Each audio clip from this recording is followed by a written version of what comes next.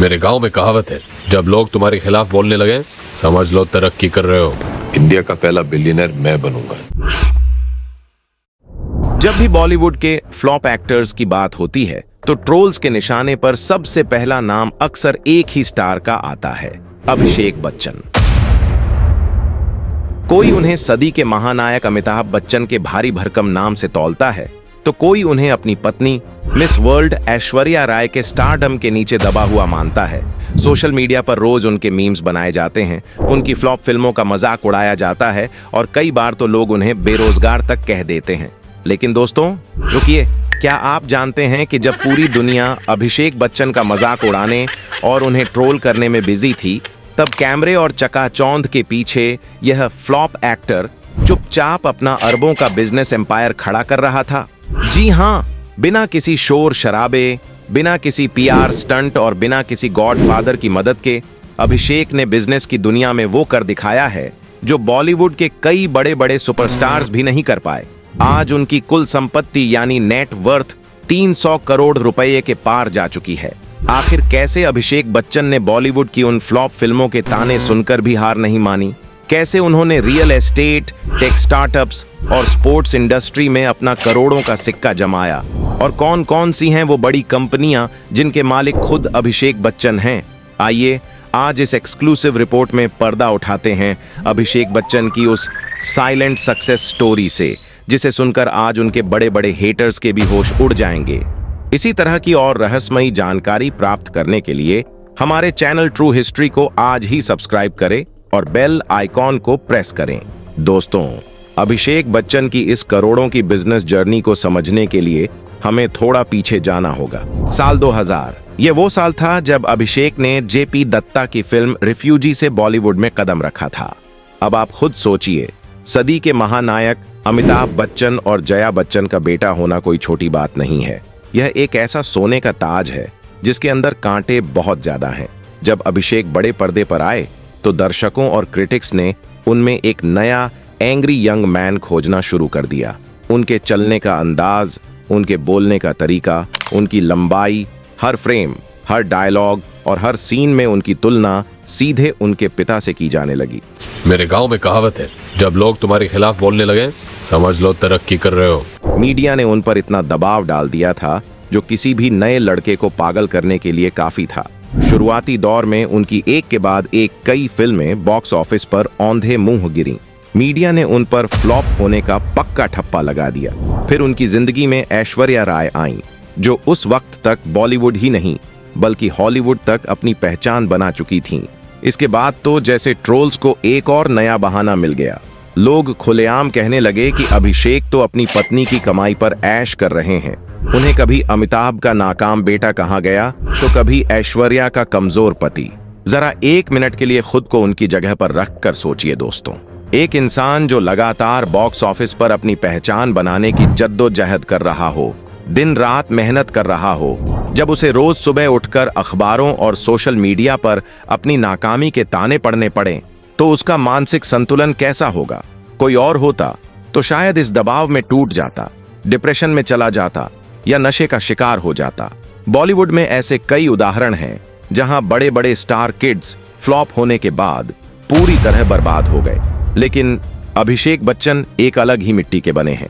उन्होंने पलटकर किसी को गाली नहीं दी, उन्होंने मीडिया पर कोई भड़ास नहीं निकाली और ना ही कभी कैमरा के सामने रोकर कोई विक्टिम कार्ड खेला। इसके बजाय उन्होंने अपनी असफलता की इस सुलगती हुई भट्टी में अपने दिमाग को तपाया। उन्होंने एक ऐसा रास्ता चुना जहां ना तो उनके पिता के नाम का साया था और ना ही उनकी पत्नी के स्टारडम का कोई दखल, और वह रास्ता था बिजनेस और इन्वेस्टमेंट का। अब आते हैं अभिषेक के उस सबसे बड़े मास्टर स्ट्रोक पर जिसने पूरी दुनिया को उनकी बिजनेस स्किल्स का लोहा मानने पर मजबूर कर दिया। यह बात है साल 2014 की। उस वक्त भारत में क्रिकेट का ही बोलबाला था। आईपीएल अपने चरम पर था। बॉलीवुड के तमाम बड़े और अमीर सितारे क्रिकेट टीमों पर करोड़ों रुपए बहा रहे थे। इसी बीच भारत में एक नई स्पोर्ट्स लीग की सुगबुगाहट शुरू हुई, प्रो कबड्डी लीग। उस वक्त जब अभिषेक बच्चन ने क्रिकेट जैसे ग्लैमरस खेल को छोड़कर कबड्डी की एक टीम जयपुर पिंक पैंथर्स खरीदने का फैसला किया, तो बॉलीवुड के गलियारों में और कॉरपोरेट दुनिया में उनका जमकर मजाक उड़ाया गया। लोगों ने कहा, अरे, इस फ्लॉप एक्टर का दिमाग खराब हो गया है। जिस देश में क्रिकेट को धर्म माना जाता है, वहां कबड्डी कौन देखेगा? ये तो गांव का खेल है। अभिषेक का पैसा इसमें डूबना तय है। लेकिन दोस्तों, बिजनेस की दुनिया में एक बहुत मशहूर कहावत है, जो रिस्क लेता है वही सिकंदर बनता है। अभिषेक बच्चन की सोच बहुत दूरदर्शी थी। वह जानते थे कि भारत की असली आत्मा गांवों और छोटे शहरों में बसती है। कबड्डी एक ऐसा खेल है जो सीधा इस देश की मिट्टी से जुड़ा है। इसमें कोई महंगा बैट या पैड नहीं चाहिए, बस मिट्टी और दम चाहिए। और जब प्रो कबड्डी लीग का पहला सीजन शुरू हुआ तो उसने टीवी रेटिंग्स के सारे रिकॉर्ड तोड़ दिए। और आपको जानकर हैरानी होगी दोस्तों कि इस लीग का सबसे पहला खिताब यानी सीजन 1 की चमचमाती ट्रॉफी किसी और ने नहीं, बल्कि अभिषेक बच्चन की टीम जयपुर पिंक पैंथर्स ने ही जीती थी। आज उस बात को 10 साल बीत चुके हैं। प्रो कबड्डी लीग आज आईपीएल के बाद भारत की दूसरी सबसे ज्यादा देखी जाने वाली स्पोर्ट्स लीग बन चुकी है। 2014 में जिस जयपुर पिंक पैंथर्स टीम को अभिषेक ने बेहद कम कीमत में खरीदा था, आज उसकी ब्रांड वैल्यू, ब्रॉडकास्टिंग राइट्स और स्पॉन्सरशिप सैकड़ों करोड़ में पहुंच चुकी है। आज इस एक टीम की कुल वैल्यूएशन 200 करोड़ रुपए से भी ज्यादा आंकी जाती है। इससे अभिषेक को हर साल करोड़ों का भारी भरकम मुनाफा होता है। जिन लोगों ने 2014 में अभिषेक का मजाक उड़ाया था ना, आज वही बिजनेस मैगजीन में अभिषेक बच्चन के इंटरव्यू पढ़ रहे हैं। भारत में इंडियन सुपर लीग के जरिए फुटबॉल का नया सवेरा हो रहा था, तब अभिषेक ने फिर से अपना तेज बिजनेस माइंड चलाया। वह जानते थे कि आज के यूथ में फुटबॉल का क्रेज बहुत तेजी से बढ़ रहा है और आने वाले 10 सालों में भारत में फुटबॉल एक बहुत बड़ी मार्केट बनने वाला है। उन्होंने चेन्नईयन एफसी नाम की फुटबॉल टीम में भारी इन्वेस्टमेंट किया। और दोस्तों, इस बिजनेस में उनके पार्टनर कोई और नहीं बल्कि भारतीय क्रिकेट टीम के सबसे सफल, सबसे चतुर और सबसे शांत कप्तान महेंद्र सिंह धोनी बने। जी हाँ, कैप्टन कूल MS धोनी और साइलेंट बिजनेसमैन अभिषेक बच्चन। धोनी और अभिषेक की इस जोड़ी ने मैदान पर कमाल कर दिया। चेन्नईयन एफसी ने ISL का खिताब एक बार नहीं बल्कि 2 बार अपने नाम किया। अभिषेक बच्चन की यह फुटबॉल टीम आज एक गोल्ड माइन बन चुकी है। अभिषेक ने दुनिया को यह साबित कर दिया कि वह सिर्फ एक ग्लैमरस चेहरे के तौर पर नहीं बल्कि एक असली और मंझे हुए स्पोर्ट्स एंटरप्रेन्योर के तौर पर मार्केट में उतरे हैं। आज भारत के स्पोर्ट्स इकोसिस्टम और कॉरपोरेट जगत में अभिषेक बच्चन का नाम बहुत ही इज्जत और सम्मान के साथ लिया जाता है। लेकिन दोस्तों, एक समझदार बिजनेसमैन कभी भी अपने सारे अंडे एक ही टोकरी में नहीं रखता और अभिषेक बच्चन बिजनेस के इस सुनहरे नियम को बहुत अच्छे से जानते हैं। स्पोर्ट्स के अलावा अभिषेक ने रियल एस्टेट की दुनिया में भी अपनी बहुत मजबूत पैठ बना रखी है। रिपोर्ट्स के मुताबिक मुंबई के सबसे महंगे और पॉश इलाके बांद्रा कुर्ला कॉम्प्लेक्स और वर्ली में उनके कई आलीशान फ्लैट्स और कमर्शियल प्रॉपर्टीज हैं। वर्ली में स्थित ओबेरॉय 360 वेस्ट, जो कि भारत की सबसे महंगी इमारतों में से एक है, वहां अभिषेक के लग्जरी अपार्टमेंट्स की कीमत ही 40 से 50 करोड़ रुपए से ज्यादा बताई जाती है। इसके अलावा दुबई जैसे इंटरनेशनल मार्केट में भी अभिषेक ने रियल एस्टेट में भारी निवेश किया हुआ है। इन कमर्शियल और रेजिडेंशियल प्रॉपर्टीज को किराए पर देकर ही उन्हें हर महीने करोड़ों रुपए की पैसिव इनकम आती है। इसके लिए उन्हें कैमरे के सामने कोई एक्टिंग नहीं करनी पड़ती, कोई स्क्रिप्ट नहीं पढ़नी पड़ती। उनका पैसा उनके लिए दिन रात काम कर रहा है। साथ ही आज का दौर टेक्नोलॉजी और स्टार्टअप्स का है। अभिषेक बच्चन कई उभरते हुए टेक स्टार्टअप्स और फिनटेक कंपनियों में एक एंजल इन्वेस्टर के तौर पर भी काम करते हैं। वो ऐसी कंपनियों में चुपचाप अपना पैसा लगाते हैं जो भविष्य में मल्टी बैगर बन सकती हैं और 10 गुना रिटर्न दे सकती हैं। उनका यह इन्वेस्टमेंट पोर्टफोलियो इतना सीक्रेट है कि मीडिया को इसकी भनक भी बहुत मुश्किल से लग पाती है, क्योंकि अभिषेक अपनी इस सफलता का कभी ढिंढोरा नहीं पीटते। वो शो ऑफ में यकीन नहीं रखते। दोस्तों, अगर आप सोच रहे हैं कि अभिषेक का रियल एस्टेट इन्वेस्टमेंट सिर्फ मुंबई और दुबई तक सीमित है, तो आप बहुत बड़ी गलती कर रहे हैं। अब मैं आपको अभिषेक बच्चन की एक ऐसी सीक्रेट डील के बारे में बताने जा रही हूं जिसे सुनकर बड़े बड़े चार्टर्ड अकाउंटेंट और फाइनेंस के दिग्गजों के पसीने छूट गए थे। यह बात है साल 2011 की। यह वो दौर था जब अभिषेक की कुछ फिल्में लगातार फ्लॉप हो रही थीं। उसी दौरान अभिषेक बच्चन ने बिल्कुल खामोशी से गुजरात के शाहपुर गांव में 5.72 एकड़ जमीन का एक बहुत बड़ा टुकड़ा खरीदा। उस वक्त इस जमीन की कीमत मात्र 7 करोड़ रुपए थी। उस वक्त गिफ्ट सिटी सिर्फ कागजों पर एक सपना था।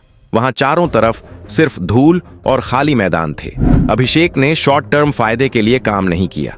उन्होंने उस 7 करोड़ की जमीन को होल्ड किया और पूरे 15 साल तक इंतजार किया।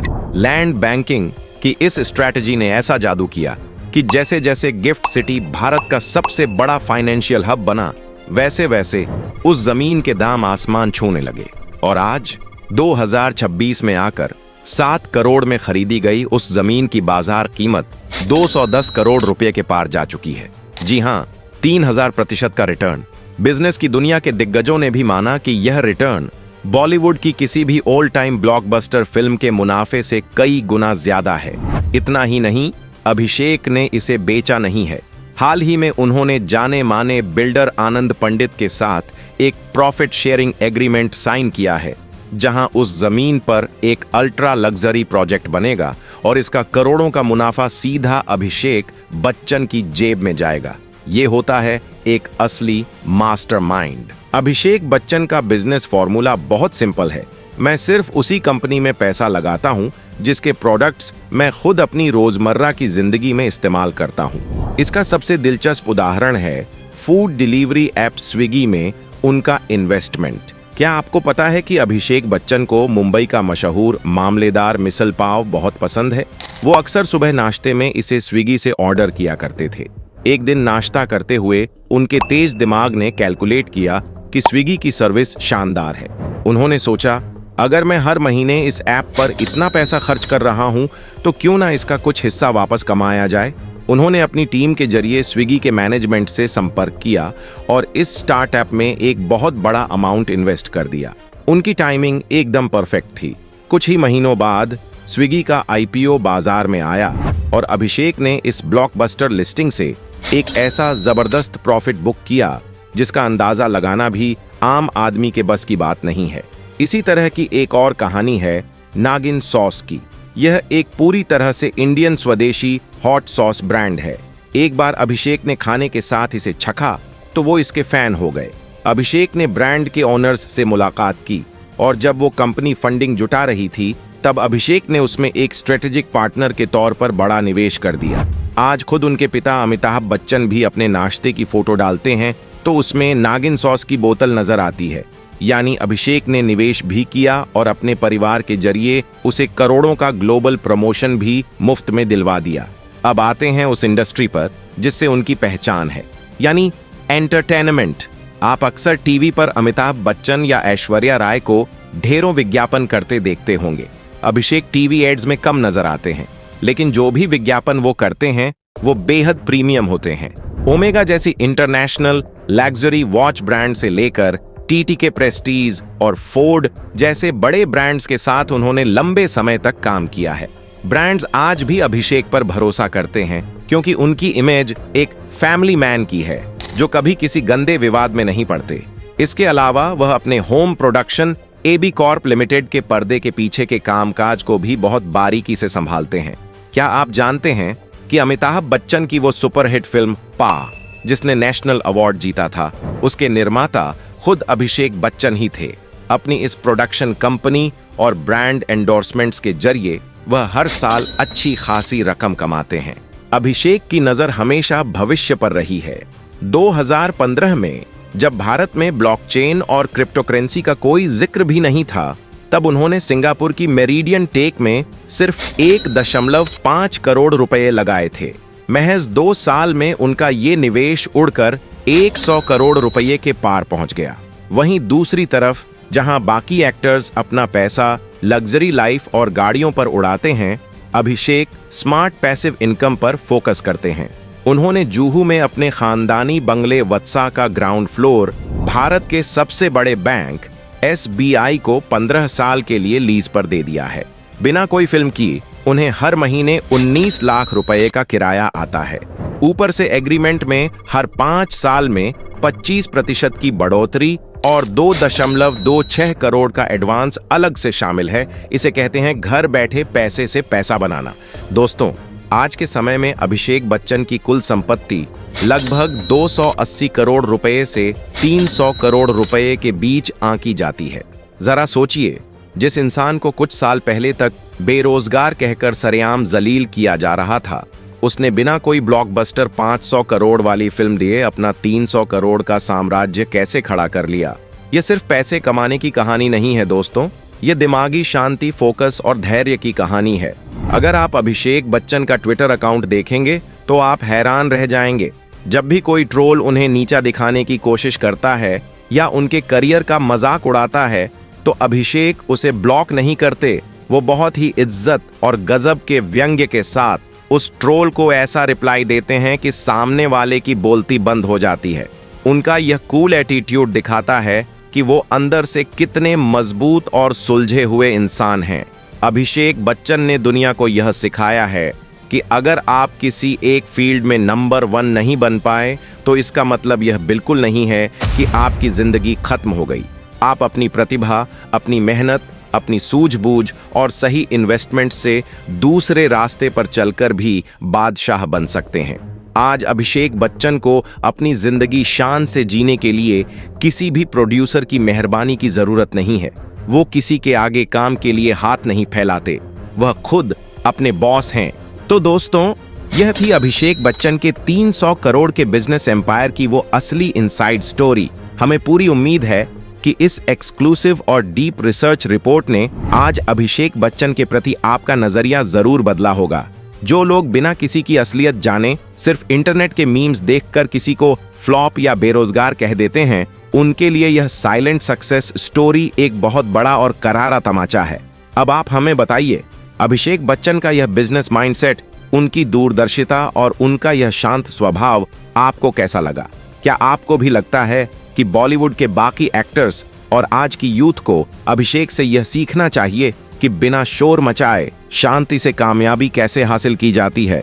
अपनी बेबाक राय और विचार नीचे कमेंट बॉक्स में पूरे तर्क के साथ जरूर रखें। हमें आपके कमेंट्स का बेसब्री से इंतजार रहेगा। अगर आपको हमारी यह इंस्पायरिंग, सच्ची और इतनी गहराई से रिसर्च की गई रिपोर्ट पसंद आई हो तो इस वीडियो को तुरंत लाइक करें। इसे अपने सभी दोस्तों, परिवार वालों और व्हाट्सएप ग्रुप्स में धड़ल्ले से शेयर करें ताकि दुनिया भी अभिषेक बच्चन के इस छुपे हुए टैलेंट को जान सके और ट्रोल्स को उनका सही जवाब मिल सके। और हर बड़ी खबर के सबसे बेहतरीन और अनफिल्टर्ड डिकोड वर्जन के लिए हमारे चैनल को अभी सब्सक्राइब करें और साथ ही उस बेल आइकन को जरूर दबा लें। हम आपके लिए ऐसी ही शानदार खबरें लाते रहेंगे। मिलते हैं आपसे अगली वीडियो में एक और शानदार और सच्ची खबर के साथ। तब तक अपना और अपने परिवार का बहुत ख्याल रखें। जय हिंद, वंदे मातरम।